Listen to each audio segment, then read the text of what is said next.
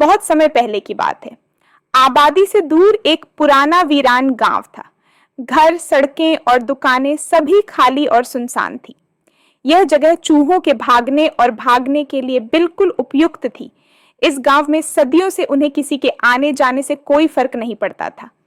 यह चूहों के लिए बहुत अच्छा समय था। उन्होंने इन पुराने घरों और इमारतों में सुरंगें बनाई। उन्होंने यहाँ मौज मस्ती की, दावतें की और एक दिन दर्जनों की संख्या में हाथियों का एक बड़ा झुंड आया। वह गांव से होकर पश्चिम की ओर एक बड़ी झील की ओर जा रहा था। सभी हाथी यह सोचते हुए चल रहे थे कि इस झील के ठंडे पानी में तैरने में कितना मजा आएगा।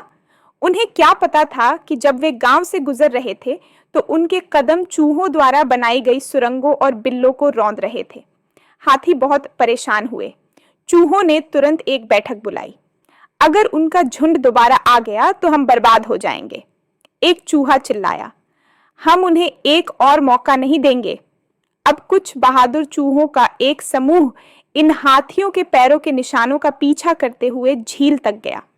वहां उन्होंने हाथियों के राजा एक चूहे को झुकते हुए पाया। बाकी सभी ने कहा, तुम्हें शांति मिले।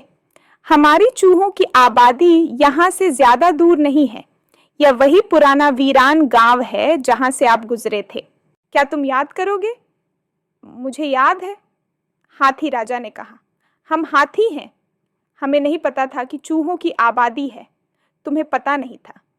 चूहे ने व्यंग्यपूर्वक कहा, आपके झुंड ने उन कई घरों को नष्ट कर दिया है जहां हम सैकड़ों वर्षों से रह रहे हैं। यदि आप उसी तरह वापस आएंगे तो हम निश्चित रूप से नष्ट हो जाएंगे। क्या आप वापस आने का कोई दूसरा रास्ता नहीं खोज सकते? क्या आप जानते हैं कि किसी दिन हम चूहे भी आपकी मदद कर सकते हैं? हाथी राजा मन ही मन मुस्कुराया और सोचा, सुनो, ये छोटे चूहे किसी हाथी की कैसे मदद कर सकते हैं? लेकिन उसे दुख हुआ कि उसके झुंड ने चूहों के गांव को कुचल दिया है। उसने कहा, ठीक है, तुम्हें चिंता करने की जरूरत नहीं है। मैं झुंड को दूसरे रास्ते से घर ले जाऊंगा। जितना हो सके उतने हाथियों को पकड़ो। हाथी राजा ने उसे बुलाया।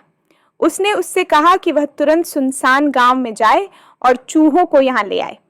जब चूहों को पता चला कि हाथी राजा और उसका झुंड मुसीबत में है तो वे झील की ओर भागे।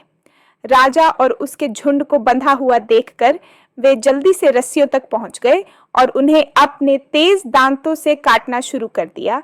वे रस्सियों को काट रहे थे और जल्द ही उन्होंने मोटी रस्सियों को काट दिया और सभी हाथी मुक्त हो गए। आपका बहुत बहुत धन्यवाद। आपने हम सभी को आजाद कर दिया। हाथी राजा ने कहा।